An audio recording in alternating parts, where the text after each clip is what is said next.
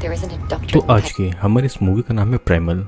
ये मूवी 2010 में रिलीज हुई थी और इस मूवी का डायरेक्टर है जॉश रीड। तो आज से लगभग 12,000 साल पहले की बात है। पहाड़ों के बीच बनी एक गुफा में एक आदमी गुफा की दीवारों पर पेंटिंग्स बना रहा था। तभी वहाँ पर एक अनजान आदमी आकर पेंटिंग बना रहे आदमी को चीरफाड़ करके मौत के घाट उतार देता है। उस आदमी की एक झलक देखकर हमें ऐसा लगता है कि वो आदमी किसी जानवर की तरह दिखता है और यहाँ तक कि वह जानवर की तरह जोर जोर से चिल्ला भी रहा था।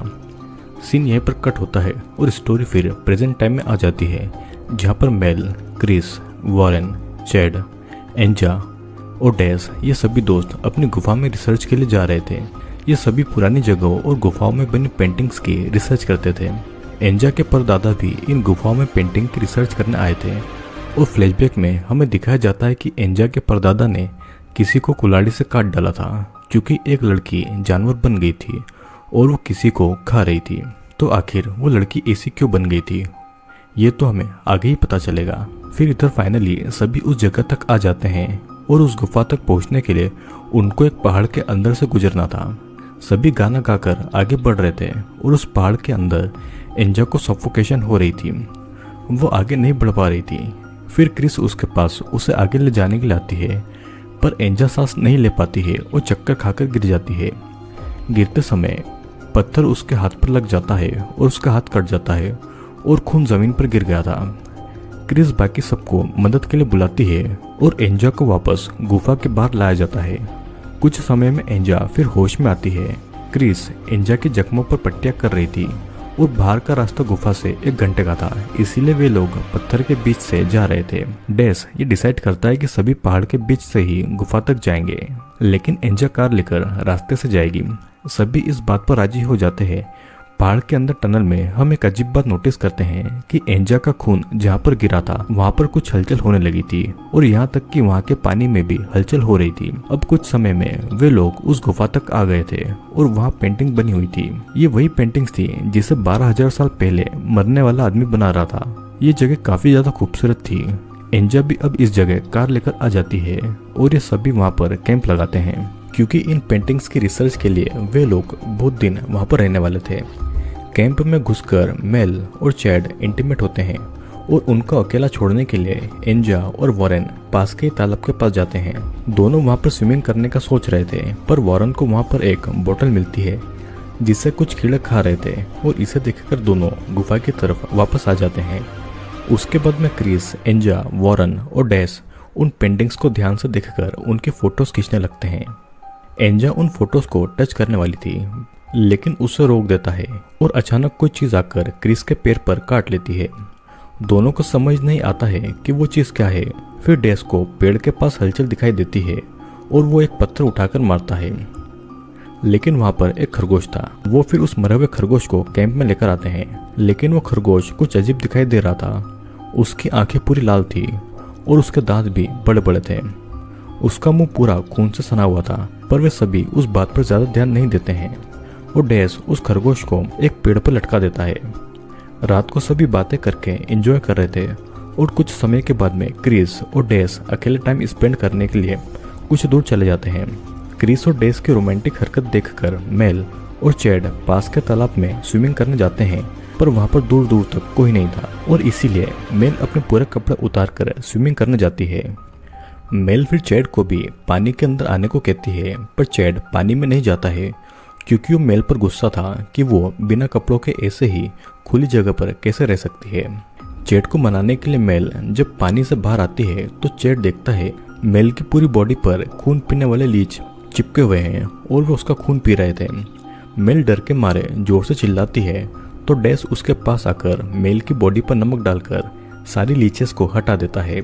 चैड को इस बात का काफी बुरा लगता है कि बाकी सब ने मेल को बिना कपड़ों के देख लिया। अब वे सब वापस कैंप में आते हैं और अपने टेंट में रेस्ट करने चले जाते हैं, लेकिन आधी रात को चैड आकर एंजा को जगाता है। क्योंकि मेल को बुखार आ गया था, इसीलिए चैड एंजा को बुलाने आया था। मेल को बहुत तेज बुखार था और वो बस उस जगह से जाना चाहती थी। चैड को लगता है कि उन खून पीने वाले लीचेस की वजह से मेल को इतना तेज बुखार आया है, पर डैश उसे कहता है कि लीचेस के काटने से कभी भी बुखार नहीं होता है। चैड मेल को डॉक्टर के पास ले जाना चाहता था, लेकिन डेस कहता है कि मेल को बस रेस्ट करने की जरूरत है, क्योंकि डेस उन पेंटिंग्स की रिसर्च को बीच में छोड़कर नहीं जाना चाहता था। वो सभी डिसाइड करते हैं कि अगली सुबह चैड मेल को डॉक्टर के पास ले जाएगा और बाकी सभी वहीं पर रहकर उन पेंटिंग्स की रिसर्च को आगे बढ़ाएंगे। पर मेल की हालत और ज्यादा खराब हो रही थी। उसका बुखार कम हो ही नहीं रहा था, उसके मुंह से खून भी निकलने लग गया था। और रात को जब मेल चैड को किस करने लगती है तो चैड नोटिस करता है कि मेल के मुंह से और ज्यादा खून निकल रहा है। सभी देखते हैं कि मेल के दांत भी अब टूटने लगे थे।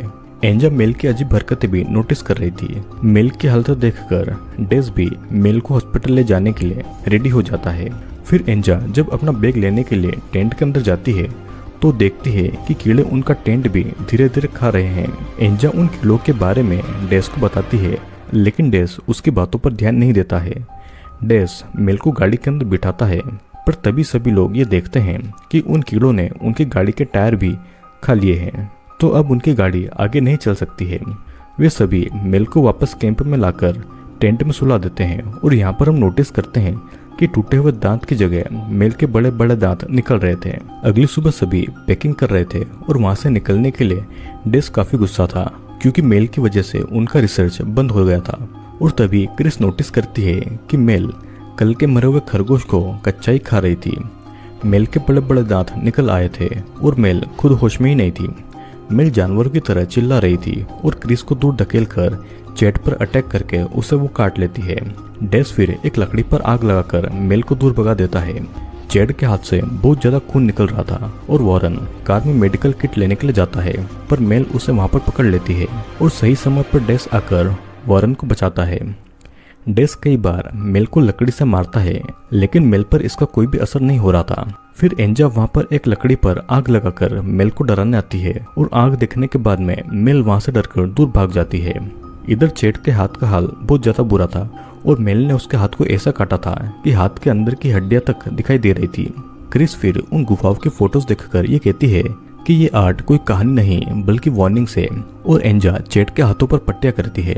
इस तरफ हम देखते हैं कि मेल जंगल के जानवर को मारकर खा रही थी और बचे हुए जानवरों के मांस को वो एक गुफा में फेंक देती है। यहाँ पर हम एक अजीब बात नोटिस करते हैं कि वो गुफा उस मांस को खा रही थी, जैसे कि वो गुफा अभी भी जिंदा हो।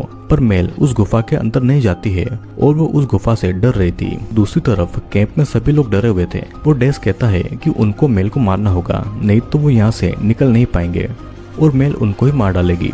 लेकिन चैड मेल को मारने के लिए राजी नहीं होता है और तब एंजा कहती है कि उन सभी को एक जाल बनाकर मेल को कैद करना होगा, क्योंकि अगर उसे मारा नहीं गया तो उसे पकड़ना जरूरी होगा। फिर सभी मिलकर मेल को कैद करने के लिए एक ट्रैप बनाते हैं। डेस का प्लान ये था कि क्रिस, वॉरेन और एंजा मेल को ढूंढने जाएंगे और आग से डराकर उसे कैंप की तरफ लेकर आएंगे। जब वो चैट को देखेगी तो उस पर अटैक करने के लिए भागेगी और तब डेस जाल पर बंधी हुई रस्सी को लेकर पेड़ से कूद जाएगा और मेल जाल के अंदर फंस जाएगी। चैट को बहुत ज्यादा डर लग रहा था कि अगर जरा भी चूक हुई तो उसकी जान जा सकती है, और फिर वो तीनों अलग अलग डायरेक्शन में मेल को ढूंढने के लिए चले जाते हैं। लेकिन कुछ समय में ही एंजा की आग बुझने वाली थी। तभी मेल एंजा के सामने आती है और थोड़ी सी ही आग से एंजा मेल को रोक रही थी। तभी वहां पर वॉरेन आकर अपनी आग से मेल को कंट्रोल करता है और अपने पीछे लगाकर कैंप की तरफ लेकर आता है। मेल चैट को देखकर उस पर अटैक करने के लिए भागती है, पर सही समय पर डेस मेल को जाल में कैद कर लेता है, लेकिन मेल उस जाल को फाड़कर निकल जाती है। वॉरेन और डेस मेल को रस्सी से बांधकर रोकने की कोशिश करते हैं, लेकिन मेल रस्सी अपने दांतों से काट डालती है। मेल वॉरेन पर अटैक करने वाली थी, पर एंजा आग वाली लकड़ी से मेल को मारकर गिरा देती है, पर मेल उठकर वॉरेन के गले की चमड़ी को काटकर खा लेती है और डेस पर अटैक करने के लिए उसके पीछे भागती है।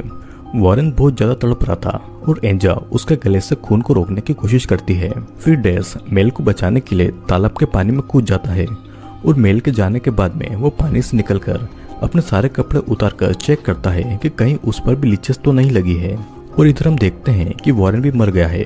अब रात को वे सभी बातें कर रहे थे कि वो वहां से कैसे निकले, और तभी मेल वहां पर आकर वॉरेन की बॉडी को खाने लगती है।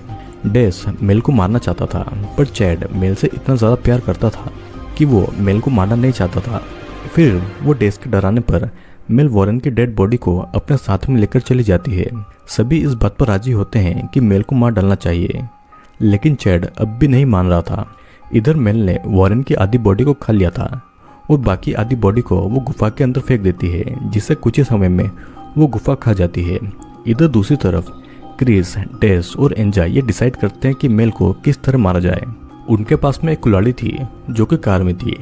क्रिस, डेस और एंजा आग जलाकर कार तक जाने के लिए रेडी होते हैं, लेकिन अचानक डेस की तबीयत खराब होने लगती है और डेस को किसी भी लीच ने नहीं काटा था और हो सकता है कि ये पानी की वजह से हो रहा हो। तभी चैड कहता है कि उनको डेस को मार देना चाहिए, नहीं तो डेस मेल की तरह बन जाएगा और हमारे लिए और ज्यादा बड़ी प्रॉब्लम खड़ी हो जाएगी। चैड का प्लान ये था कि अगर डेस मर गया तो मेल को मारने वाला कोई नहीं होगा और चैड डिसाइड करता है कि एंजा डेस को मारेगी। चैड एंजा को एक चाकू देता है। अब डेस के भी मुंह से खून निकल रहा था और मेल की तरह उसके दांत भी टूट रहे थे। एंजा बहुत कोशिश कर रही थी पर वो डेस को नहीं मार पाती है। चैड और क्रिस एंजा पर बहुत प्रेशर डाल रहे थे कि वो डेस को मार डाले और तब एंजा एक पत्थर उठाकर डेस के सर पर मारती है, पर डेस अभी भी जिंदा था। तभी उनको एक अजीब सी आवाज सुनाई देती है और अचानक वहां पर मेल आ जाती है। एंजा आग लेकर मेल को वहां से भगा देती है और एंजा अब मेल को मारने ही वाली थी, चाहे चैड उसे कुछ भी कहे। और क्रिस कार की तरफ चलते जाते हैं ताकि कार से कुल्हाड़ी लाकर मेल को मारा जा सके। इधर रास्ते में उनको डेस और मेल दिखते हैं और क्रिस भागकर कार में घुसकर कुल्हाड़ी ढूंढने लगती है। इस तरफ चैड मेल को मारने की कोशिश करता है पर मेल उस पर ही अटैक कर देती है और जंगल से भाग जाती है। मेल ने फिर से चैड को बुरी तरह काट लिया था और एंजा भी जंगल में सबसे अलग हो जाती है। तभी मेल वहां पर आकर एंजा को पकड़कर दूर फेंक देती है। फिर मेल एंजा को घसीटकर उस गुफा के पास ले जाने लगती है। गुफा के पास में मेल एंजा को छोड़ देती है और एंजा गुफा के अंदर जाती है, पर मेल बाहर ही खड़ी रहती है। इधर क्रिस कार में कुल्हाड़ी ढूंढ रही थी कि तभी वहां पर डेस आता है। डेस भी अब मेल की ही तरफ बन चुका था। क्रिस डेस को देखकर रोने और चिल्लाने लगती है और अचानक कार का दरवाजा खुल जाता है और डेस कार के अंदर घुसता है। क्रिस कुल्हाड़ी लेकर कार से बाहर निकलती है और डेस क्रिस को पकड़ने के लिए उसके पास आ रहा था। डेस क्रिस को काटने वाला था कि तभी मेल आकर डेस को रोकती है और वो दोनों अपनी लैंग्वेज में कुछ बातें कर रहे थे। फिर मेल क्रिस को घसीटकर अपने साथ ले जाने लगती है। चैड ये सब खड़े खड़े देख रहा था पर वो किसी की कोई हेल्प नहीं करता है। एंजा आग से डेस को दूर भगा देती है और चैड की हालत भी अब ठीक नहीं थी क्योंकि मेल ने उसे इतनी जोर से जो काटा था। अकेले ही लड़ने की सोचती है और एंजा चैड को लेकर गुफा के रास्ते भागने का सोचती है। उसे पता था कि मेल गुफा के अंदर नहीं आती और रास्ते में एंजा और चैड देखते हैं कि मेल और डेस वॉरेन की बाकी बची हुई बॉडी को खा रहे थे और वो दोनों चुपके आगे बढ़ रहे थे। यहाँ पर हम देखते हैं कि डेस मेल के साथ में इंटीमेट हो रहा था। चैड को ये देखकर बहुत ज्यादा बुरा लगता है। उसे ये बात सहन नहीं हो रही थी और वो डेस को मारने जाता है। चैड एक हथियार से डेस पर कई बार वार करता है और डेस भी चैड को बहुत बार बाइट करता है और उनके बीच में एक बहुत बड़ी फाइट होती है जिसके बाद में वो दोनों ही मर जाते हैं। एंजा गुफा के अंदर जाती है पर मेल बाहर ही खड़ी रहती है। एंजा गुफा के रास्ते बाहर जाने के लिए आगे बढ़ रही थी और गुफा के अंदर हम किसी क्रिएचर के टेंटिकल्स को देखते हैं।